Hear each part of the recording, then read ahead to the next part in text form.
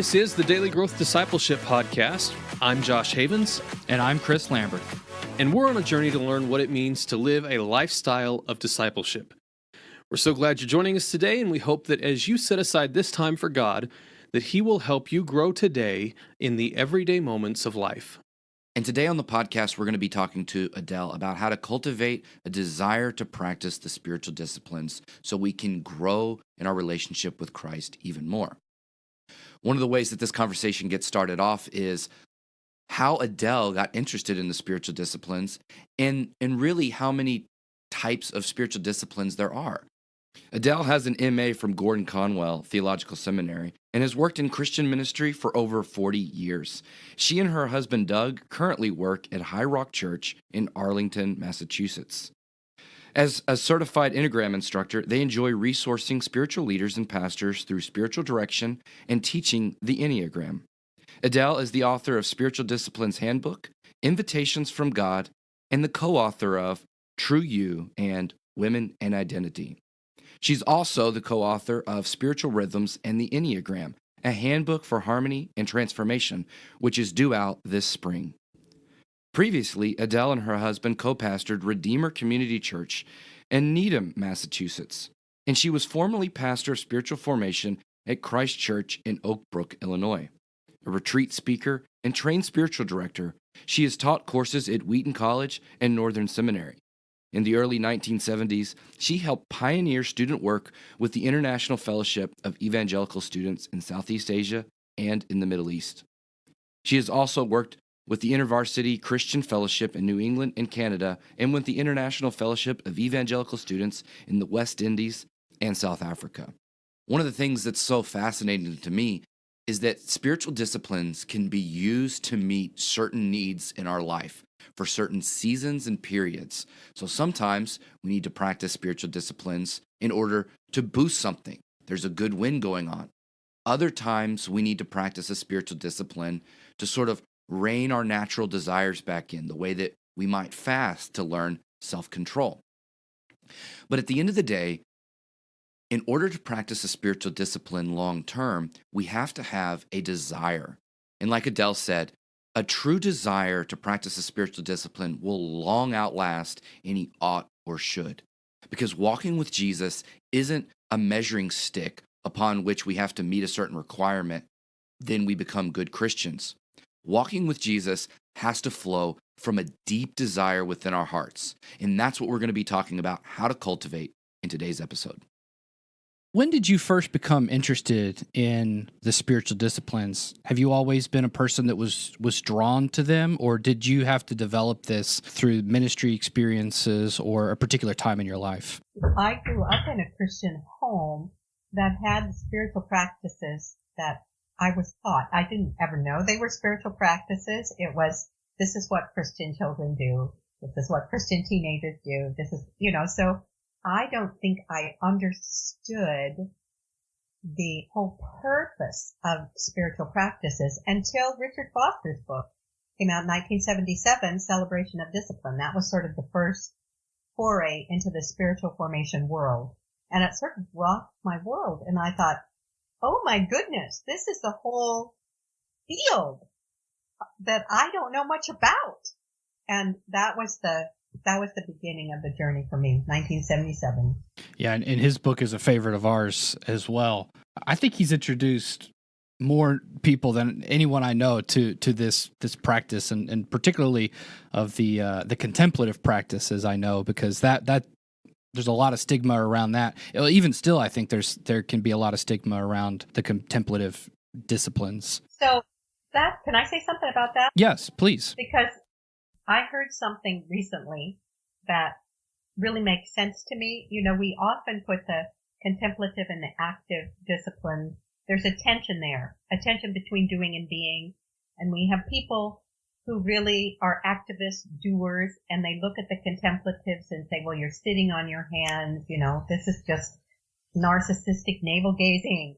You've got to get out there and do something. And then you have the beers who are like, to all the activists, Jesus said there are people who do miracles in his name that he didn't know. Is your doing just coming out of your skill set and your passion, or is it coming out of God? So I feel like we end up with this standoff between contemplative and active, or disciplines of engagement, disengagement, however you name them. And the example that I think holds the tension is you need the contemplative and the active if you want to see clearly. It's like having two eyes. If you go around with one eye closed, you don't have depth perception. You cannot see the world clearly. In order to really be able to see reality, you need both eyes. And I feel like the contemplative and the active are the two eyes of the soul that help us be in God for this world. How would you then counsel somebody that is coming to you and asking, they're ready to start this journey, and maybe they lean one way or the other?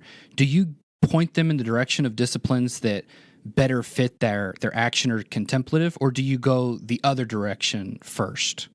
It depends how well I know them and how well I know their journey first. Second, I don't think there is like a generic aspirin or pattern that I can prescribe for anybody. The journey of the soul is very much a private, individual journey with God.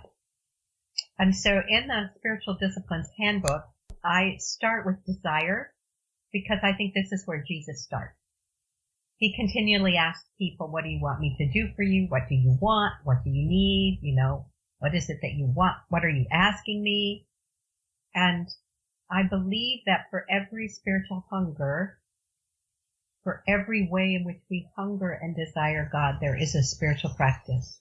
So I would start with, what are you hungry for? What are you desiring from God?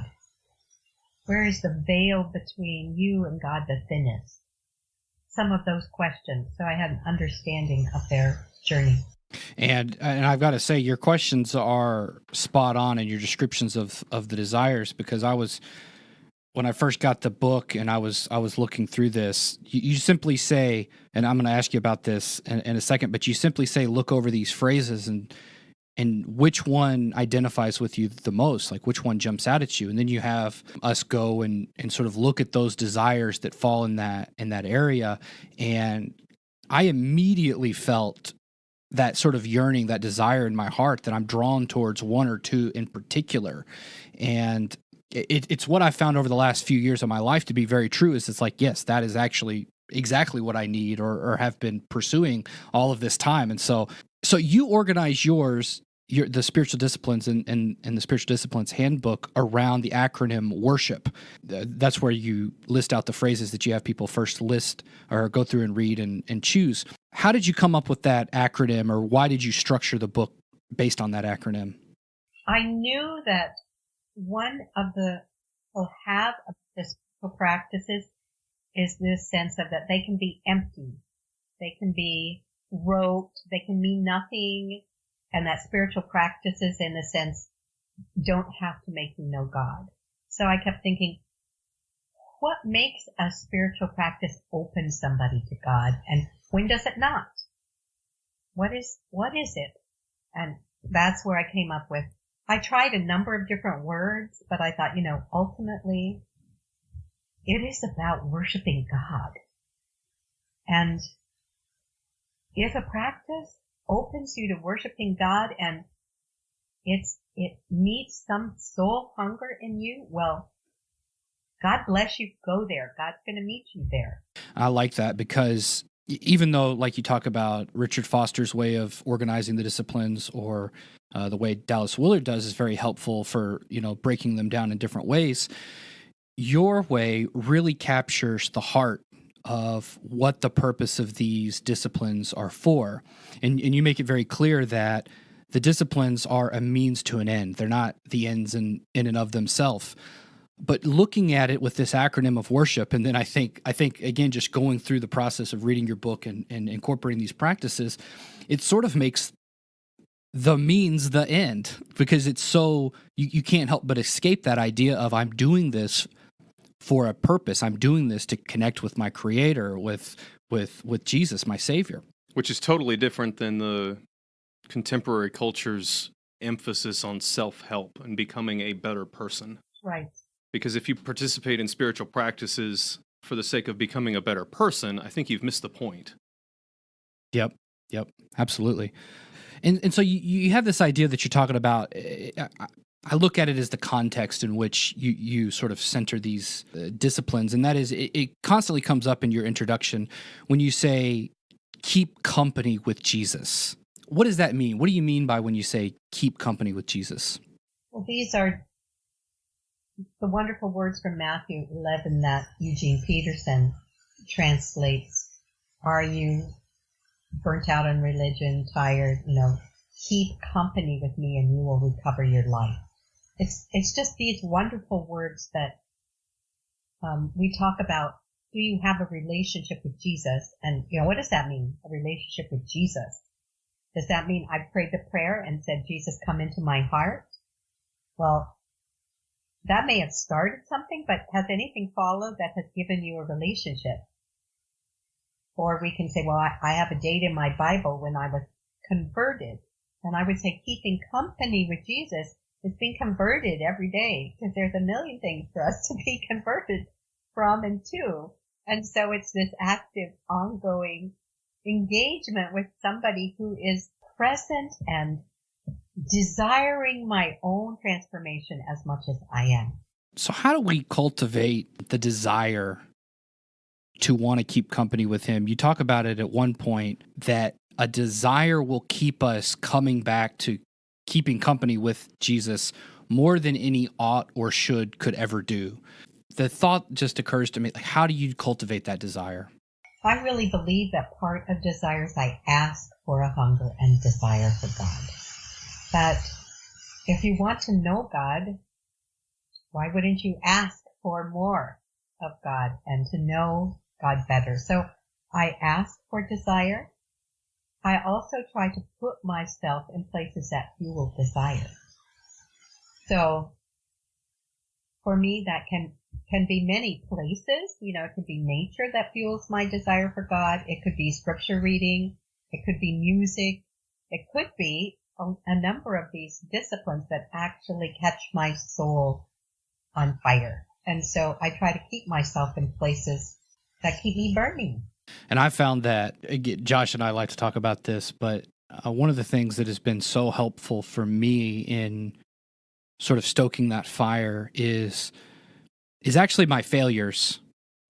And when I fail, it's sort of continually returning to the feet of Jesus, continually returning to these disciplines and recognizing that I am accepted, I am welcomed by his grace, that over time, because I think there's a process there of just dealing with guilt and shame that when we begin that journey we deal with, but his grace really wells up a whole new level of love and desire that it's like, man, if this is really true, right, I want more of this. And there becomes an actual pleasure associated with that. Yes, I'm sorry, I'm getting excited about that. Yeah, that's true. It's true. If I could challenge you to do one thing today, it would be to ask God to stoke a deeper desire in your heart for your relationship with him, so that you can make greater space for practicing the spiritual disciplines, which are just a means to an end. They're just a means for us to make time with Jesus so that we can worship him, so that we can open ourselves to him. And if you need a little extra boost, remember, no matter what you have done, no matter how you might have failed, you are still loved. Let his grace wash over you today, and let that love stoke that fire and that passion in your heart to pursue him with everything you've got. Because that desire will carry you further than any ought or should ever could. Thanks for listening to the Daily Growth Discipleship Podcast. If you want to stay up to date with everything that's happening at Daily Growth, go to dailygrowthdiscipleship.com and subscribe for free. Or subscribe on Apple Podcasts, Google Podcasts, and Spotify.